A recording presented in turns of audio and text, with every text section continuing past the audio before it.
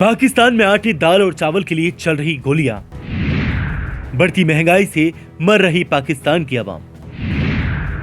नेता कर रहे हैं मस्ती, जनता भुगत रही अंजाम। न बिजली, न पानी और न ही कोई इंतजाम। रेलवे तक को बंद करने की तैयारी में है पाकिस्तान। क्या बिकने वाला है पाकिस्तान? कौन खरीद रहा है पाकिस्तान को? अब हम केवल एक ही वक्त का खाना खा सकते हैं। महंगाई की वजह से अब 2 वक्त का खाना खा पाना हमारे लिए मुमकिन नहीं है। ये कहना है एक पाकिस्तानी बशिंदे का। बड़ी बड़ी डीगे हाँकने वाला पाकिस्तान आज भूखा मर रहा है, जहां न बच्चों को दूध मिल रहा, न बड़े को रोटी नसीब हो रही। दवाओं के लिए तरस रहे हैं बुजुर्ग और नहीं चल पा रही हैं ट्रेनें। अंधेरे में है बाजार। जो पाकिस्तान किसी भी मुद्दे पर एक नहीं हो सकता है, जहां के सारे फैसले धर्म के आधार पर होते हैं, जहां के लोग धर्म की अफीम चाट कर सोए पड़े हैं, वहां तो ये दिन आना ही था। आज धर्म के आधार पर बना ये मुल्क अब बिकने जा रहा है, जिसको पाकिस्तान के सियासतदान पूरे बेशर्मी से बयां कर रहे हैं।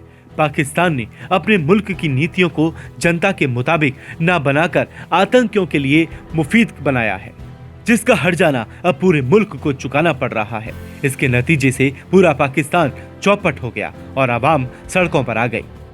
अब ऐसे में नेताओं के बीच एक दूसरे को कसूरवार ठहराने की जंग छिड़ी हुई है। इसलिए नेताओं की जुबान पर सिर्फ कर्जा, तंगी, भीख, आर्थिक संकट, भूखमरी, फूड क्राइसिस और दिवालिया जैसे शब्द आ रहे हैं। बढ़ते कर्ज और घटते विदेशी मुद्रा भंडार, बढ़ती महंगाई और घटती जीडीपी ग्रोथ का असर अब पाकिस्तानियों की थाली पर पड़ रहा है। पाकिस्तान में फाइनेंशियल क्राइसिस का अंदाजा इससे लगाया जा सकता है कि पाकिस्तान अमेरिका का अपना दूतावास तक बेचने को तैयार है। कराची में आटा 120 से 160 रुपए प्रति किलो बेचा जा रहा है। इस्लामाबाद, पेशावर में 10 किलो आटे की बोरी 1500 रुपए में बिक रही है। क्वेटा में 3000 रुपए में 20 किलो की आटे की बोरी बिक रही है। वहीं रावलपिंडी में आटे की 15 किलो की बोरी 2000 से ज्यादा की बिक रही। लाहौर में आटे का रेट 145 रुपए तक हो गया है। 1 लीटर दूध की कीमत 190 रुपए तक पहुंच चुकी है। वहीं पैकेट वाला दूध 240 रुपए प्रति किलो बेचा जा रहा है। नीडो मिल्क का 390 ग्राम का पैकेट 620 से 640 रुपए प्रति पैकेट है। 1 लीटर घी 540 रुपए, खाने वाला तेल 580 रुपए प्रति लीटर है। वहीं प्याज के रेट 200 रुपए प्रति किलो है और आलू 60 रुपए किलो। मसूर की दाल 250 रुपए से 300 रुपए किलो बिक रही है और मूंग की दाल 380 से 400 रुपए और चना की दाल 220 से 260 रुपए प्रति किलो बिक रही है।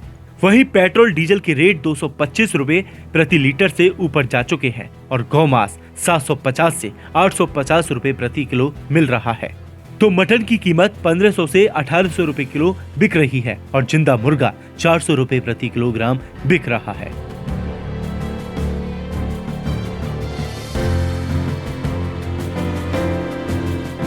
जब भी मौका मिला पाकिस्तान के राजनेताओं ने कंबल ओढ़कर घी पिया, लेकिन अब जब कर्जा चुकाने का समय आया तो सारा ठीकरा आम जनता के सिर पर फोड़ दिया गया। आज बढ़ते कर्ज के नाम पर पाकिस्तान में जो हो रहा है वो वाकई उन देशों के लिए उदाहरण बन गया है जहां नाम मात्र के लिए राजनेता हैं, लेकिन देश पर शासन कोई और कर रहा है। दरअसल पाकिस्तान में जो हो रहा है उसकी जिम्मेदारी सिर्फ यहाँ के राजनेताओं पर ही नहीं डाली जा सकती।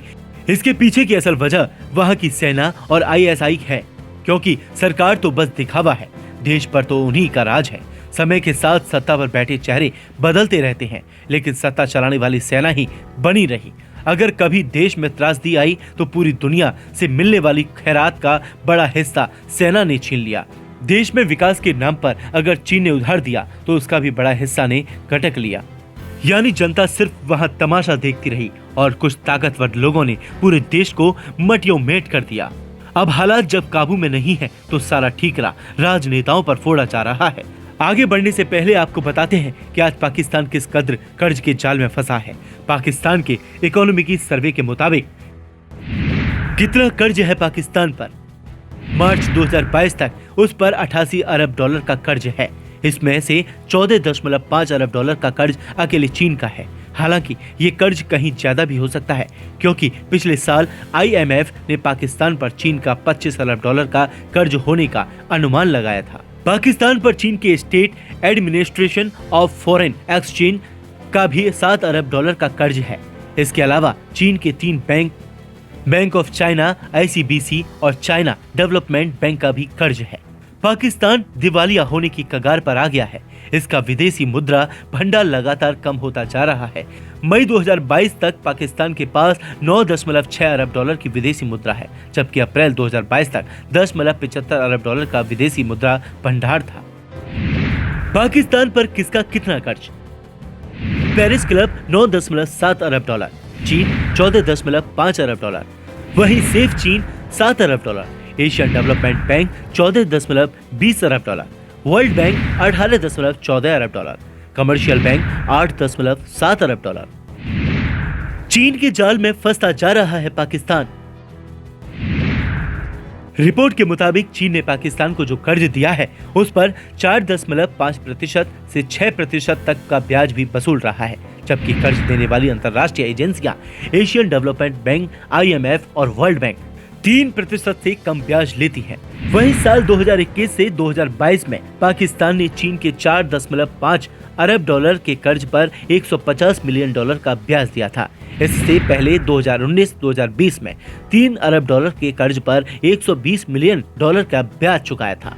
चीन पहले कर्ज तो दे देता है, फिर उसकी वसूली के लिए दबाव बनाता है।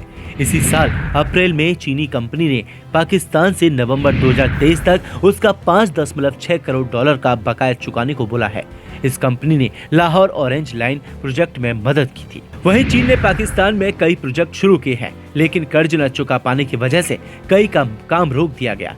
पिछले साल दासू डैम में आतंकी हमला हुआ था। इससे चीन के 36 इंजीनियरों की मौत हो गई थी। चीन ने पाकिस्तान से 38 मिलियन डॉलर का मुआवजा मांगा था। आखिरकार 11.6 मिलियन डॉलर पर बात बनी और तब जाकर दासू डैम प्रोजेक्ट का काम दोबारा शुरू हुआ। सालों से चल रही कर्ज की अदायगी का अब समय आ चुका है। पाकिस्तान के हुक्मरान परेशान हैं कि जिस कर्ज के दम पर उन्होंने अभी तक मौज की है, न जाने कितने आतंकियों को पाला पोसा है और अवाम को कश्मीर के नाम पर बेवकूफ बनाया है। अब वो कहां से भरे? यही वजह है पाकिस्तान चीन को गिलगित बाल्टिस्तान जैसी जगह तोहफे में देने जा रहा है। गिलगित बाल्टिस्तान भारत का हिस्सा है जो POK में है। 1948 से पाकिस्तान का यहाँ अवैध कब्जा है। गिलगित बाल्टिस्तान कश्मीर के सबसे उत्तरी भाग में चीन की सीमा से लगा हुआ है, इसलिए चीन की नजर इस पर सालों से बनी हुई है।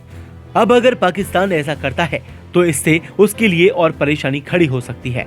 इससे अमेरिका चिढ़ सकता है और IMF 3 अरब डॉलर का बेल आउट पैकेज देने से मना कर सकता है।